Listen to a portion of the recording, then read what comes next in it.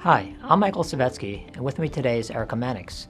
Welcome to another edition of the Lowenstein Bankruptcy Lowdown. As promised, my colleague Michael Savetsky and I are here to update you on developments stemming from the Supreme Court's recent holding in Siegel that the United States Trustee fee increase that went into effect in 2018 was unconstitutional.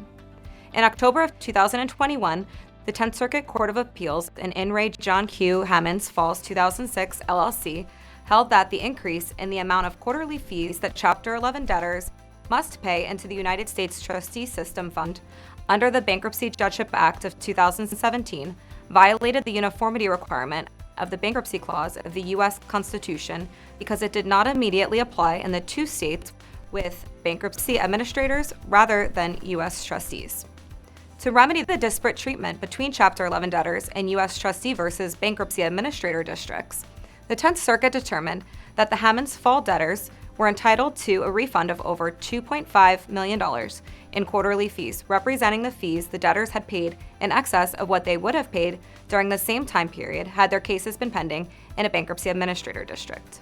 The Office of the United States Trustee appealed to the Supreme Court, which granted certiorari, vacated the judgment, and remanded the case back to the 10th Circuit for further consideration in light of its decision in Siegel v. Fitzgerald, which we discussed in an earlier Lowdown episode in July.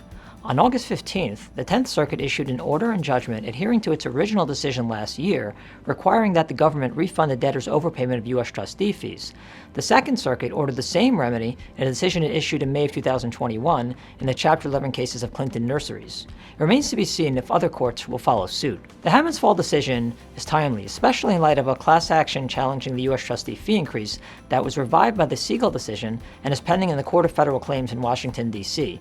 If the class action holds up and the Court of Federal Claims and Federal Circuit follow the 10th Circuit and 2nd Circuit's approach, Chapter 11 debtors across the country affected by the unconstitutional fee increase could see substantial refunds. Thank you for watching, and please stay tuned for more Lowenstein Bankruptcy Lowdown videos.